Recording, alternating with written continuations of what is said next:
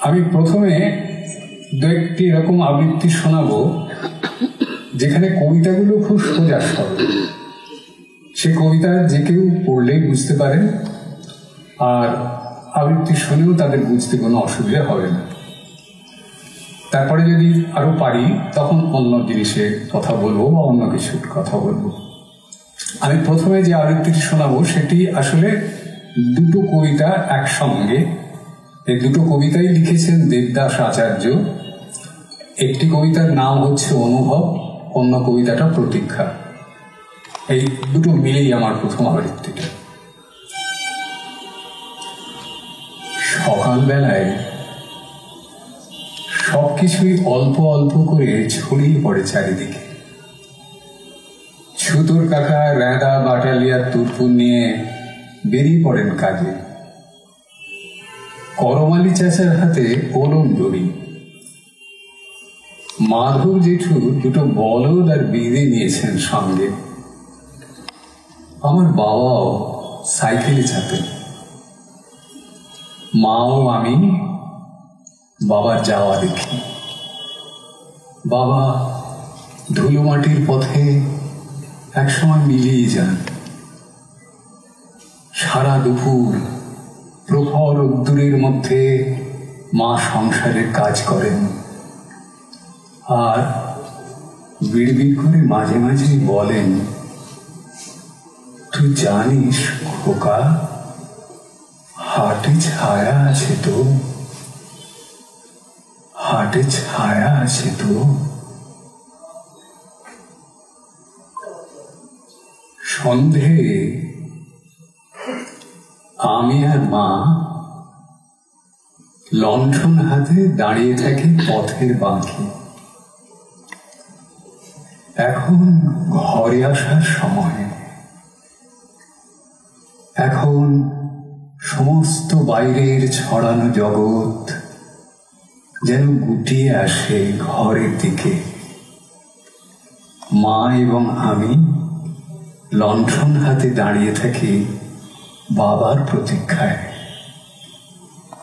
ঘরামি কাকা ফিরে আসেন, গাড়োয়ান পিসেমশাই ফিরে আসেন, পাউরুটি হাতে ফিরে আসেন মিস্ত্রি দাদু, এবং মোষগুলিও ফিরে আসে।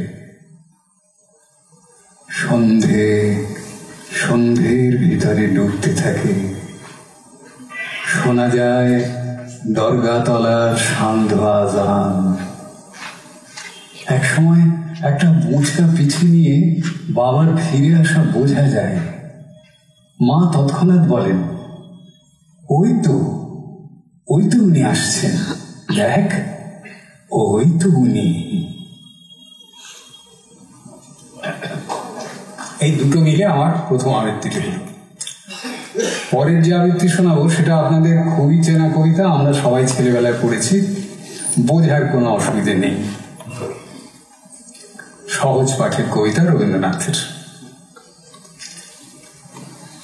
দুন্দুভি বেজে উঠে ডিম ডিম রবে, সাঁওতাল পল্লীতে উৎসব হবে। পূর্ণিমা চন্দ্রে জ্যোৎস্না ধারায়, সান্ধ্য বসুন্ধরা তন্দ্রা হারায়।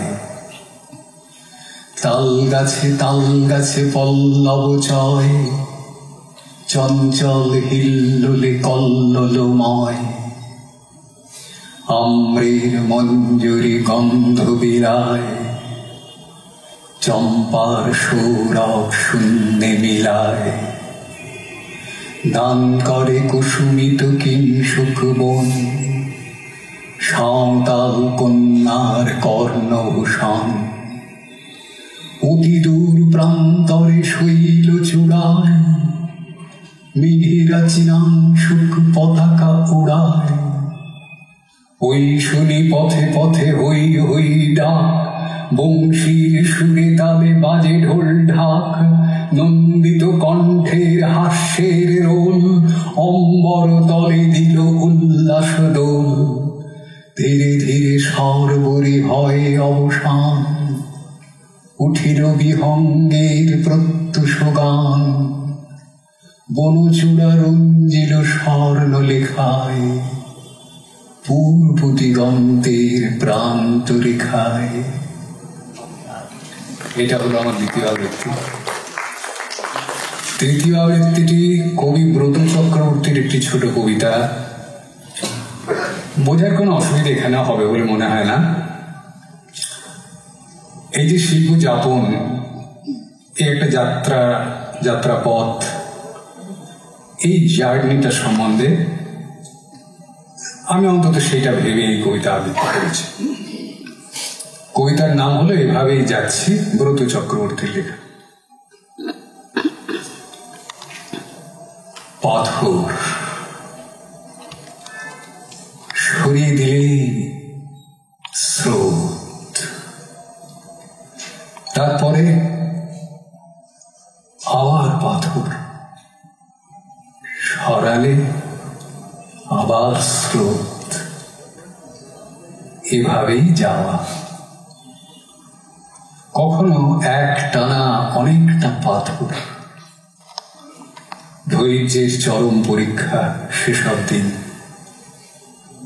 কখনো এক টানা অনেকটা স্রোত, সহজ স্বচ্ছন্দ নির্ভার স্বস্তির সেসব দিন। এভাবেই যেতে হয়। কখনো বা জটিল সহাবস্থান, স্রোত আর পাথর এক সঙ্গে। স্রোতের যেতে সময় লাগে, কেননা বুকে পাথরের ভার। তবু থেমে থাকা স্বভাবে নেই বলে স্রোত এগোয় খুব ধীরে, সন্তর্পণে, সব রকম সংঘর্ষ এড়িয়ে, পাথরের গা ঘেঁষে। এভাবে যাচ্ছে। এগুলো সবই হলো সহজ কবিতা, যা শুনে বোঝা যায়, যে কেউ পড়লে বুঝতে পারেন। কিছু কিছু কবিতা এমন আছে পরবর্তী সময়ের কবিদের লেখা, যেগুলোর কিছু কিছু জায়গা হয়তো বোঝা যায়, কিন্তু বেশিরভাগ সময় এরকম মনে হয়, বিশেষত যারা কবিতার সঙ্গে ততটা সংশ্লিষ্ট নন, অনেক কবির অনেক কবিতা পড়া নেই, তারা এই কবিতা পড়লে মনে হয় যে কি যে আওতাও বকলো, কিছু সবটা মিলে বোঝা গেল না। এরকম কিছু কবিতা আছে বাংলা সাহিত্যে, সেগুলো অমূল্য সম্পদ। এখন ব্যাপার হচ্ছে যে সাহসের ব্যাপার আমাদের কাছে যেটা, সেটা হচ্ছে যে রবীন্দ্রনাথ থেকে আরম্ভ করে পরবর্তী অনেক কবিরাও বলেছেন, বিদেশের কবিরাও বলেছেন, যে কবিতা ব্যাপারটা তো ঠিক বিজ্ঞানের সূত্র কিংবা ইকোনমিক্সের থিওরির মতো ব্যাখ্যা করে বোঝবার জিনিস নয়। কবিতা কিছু বোঝায় না, কবিতা কেবল প্রাণিত করে। মানে কবিতা থেকে একটা অনুভব পাওয়া যায়, সেইটাই পাওয়া। সবটা যে বিজ্ঞানের সূত্রের মতো বুঝতে হবে এমন কথা নেই। তো সেই ভরসায় এগুলো একটু আবৃত্তি করতে চেষ্টা করেছি কখনো কখনো। যদি সবটা বোঝাতে নাও পারি, একটা অনুভব তো পৌঁছে দিতে পারবো। এখন পারি কি না পারি তার বিচারক তো আপনারা। আমি আজকে একটু চেষ্টা করি। প্রথমে শোনাই শক্তি চট্টোপাধ্যায়ের কবিতা একবার তুমি।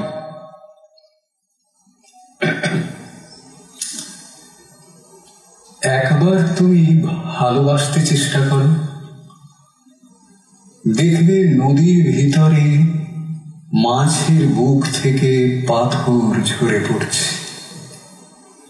পাথর পাথর পাথর আর নদী সমুদ্রের জল। নীল পাথর লাল হচ্ছে, লাল পাথর নীল। একবার তুমি ভালোবাসতে চেষ্টা করো, বুকের ভিতরে কিছু পাথর থাকা ভালো। ধ্বনি দিলে প্রতিধ্বনি পাওয়া যায়। পায়ে হাঁটা সমস্ত পথই যখন পিচ্ছিল, তখন ওই পাথরের পাল একের পর এক বিছিয়ে, যেন কবিতার নগ্ন ব্যবহার, যেন ঢেউ, যেন কুমারটুলির সলমা চুমকি জরিমাখা প্রতিমা। বহু দূর হেমন্তের পাশুটে নক্ষত্রের শেষ দরজা পর্যন্ত দেখে আসতে পারি। বুকের ভিতরে কিছু পাথর থাকা ভালো, চিঠিপত্রের বাক্স বলতে তো কিছুই নেই। পাথরের ফাঁক ফোঁকরে রেখে এলেই কাজ হাসে। অনেক সময় তো ঘর গড়তেও মন চায়। মাছের বুকের পাথর ক্রমেই আমাদের বুকে এসে জায়গা করে নিচ্ছে। আমাদের সবই দরকার। আমরা ঘর বাড়ি গড়ব, সভ্যতার একটা স্থায়ী স্তম্ভ তুলে ধরব। রূপুলি মাছ পাথর ঝরাতে ঝরাতে চলে গেলে একবার তুমি ভালোবাসতে চেষ্টা করো। পরের যেটা শোনাবো, আমি কেবল চেষ্টা করছি আমি যে অনুভবটা পাই কবিতা থেকে সেটা আপনাদের কাছে সঞ্চারিত করতে। সবটা বোঝাতে হয়তো পারছি না। পরের কবিতাটি জীবনানন্দ দাশের। এইসব কবিতাকে সুররিয়ালিস্ট কবিতা বলা হয়, যা অনেকটাই কবির অবচেতন থেকে উঠে আসে। কবিতার নাম শ্রাবণ রাত। শ্রাবণের গভীর অন্ধকার রাতে ধীরে ধীরে ঘুম ভেঙে যায়। কোথায় দূরে বঙ্গোপসাগরের শব্দ শুনে বর্ষণ অনেকক্ষণ হয় থেমে গেছে। যতদূর চোখ যায় কালো আকাশ মাটির শেষ তরঙ্গকে কোলে করে চুপ করে রয়েছে, যেন নিস্তব্ধ হয়ে দূর উপসাগরের ধ্বনি শুনছে। মনে হয় কারা যেন বড় বড় কপাট খুলছে, বন্ধ করে ফেলছে আবার। কোন দূর নীরব আকাশ রেখার সীমানায় বালিশে মাথা রেখে যারা ঘুমিয়ে আছে তারা ঘুমিয়ে থাকে কাল ভোরে জাগবার জন্যে। যেসব ধূসর হাসি, গল্প, প্রেম, মুখরেখা পৃথিবীর পাথরে কঙ্কালে অন্ধকারে মিশেছিল, ধীরে ধীরে জেগে ওঠে তারা। পৃথিবীর অবিচলিত পঞ্জর থেকে খসিয়ে আমাকে খুঁজে বার করে। সমস্ত বঙ্গোসাগরের উচ্ছ্বাস থেমে যায় যেন। মাইলের পর মাইল মৃত্তিকা নীরব হয়ে থাকে। কি যেন বলে, আমি যদি সেই সব কপাট স্পর্শ করতে পারতাম তাহলে এইরকম গভীর নিস্তব্ধ রাতে স্পর্শ করতাম গিয়ে, আমার কাঁধের উপর ঝাপসা হাত রেখে ধীরে ধীরে আমাকে জাগিয়ে দিয়ে। চোখ তুলে আমি দুই স্তর অন্ধকারের ভিতর ধূসর মেঘের মতো প্রবেশ করলাম। সেই মুখের ভিতর প্রবেশ করলাম। শেষ নিবেদন, যে কবির কবিতা শোনাবো তিনি রত্নেশ্বর হাজরা। যারা আমার অন্য অনুষ্ঠান শুনেছেন তারা এই নামটা শোনার পর ভাবছেন এবার নাগরদোলা হবে। নাগরদোলা নয়, আমি রত্নেশ্বরদার একটি অন্য কবিতা শোনাবো। সম্প্রতি উনি চলে গেলেন, এখনো বোধহয় 15 দিন হয়নি। এই কবিতাটির নাম হচ্ছে বর্ণপরিচয়। বর্ণপরিচয় সম্বন্ধে আপনাদের কিছু বলার নেই, আমাদের সকলকেই করতে হয়েছে বর্ণপরিচয়। এখানে ওই বর্ণপরিচয় ধরে ধরেই কবিতাটা এগোবে। আশা করি সব মিলিয়ে যা বলতে চাওয়া হয় বা আমি যা বুঝেছি সেটা আপনাদের মধ্যে সঞ্চারিত করতে পারব। শুরু করছি রত্নেশ্বর হাজরার বর্ণপরিচয়। ঘুরে গেলেই একটা ফাঁকা, আমি ফাঁকার ভেতর দাঁড়িয়ে মুঠো থেকে প ছুঁড়ে দিই। প থেকে পৃথিবী, প্রশ্ন, প্রতিবাদ, প্রতিশোধ এবং প্রেম ছড়িয়ে পড়ে। পড়তে পড়তে প্রহর চলে যায়। প্রেম শব্দে প্রভুর চেয়ে প্রেমিকা সহজ, যেহেতু প্রেম সহজাত কবচ কুণ্ডল, সহজাত মৃত্যুবোধের সমান। যাকে চেনার ঢের আগে আমাকে মো নামক অক্ষর শিখতে হয়েছে। মো থেকে মধু, মধুবাতারিতায়তে মধুক্ষরতি মৃত্যু। আমি মৃত্যুকে দেখি কিন্তু চিনতে পারি না। ছেলেবেলায় চ অক্ষর শিখতে শিখতে কেউ চাঁদ হয়, কেউ চন্দন। আমি চাতক হয়ে উড়ে যেতাম, চিহ্ন থেকে চিহ্নহীন একা। জয়ের উপরে জাহাজ ভাসত, নদী পেরিয়ে সমুদ্রে। আমি জল চিনতাম, জল চিনতে চিনতে জন্ম, জন্ম চিনতে চিনতে আমি মৃত্যুর কাছে দাঁড়িয়ে থাকি।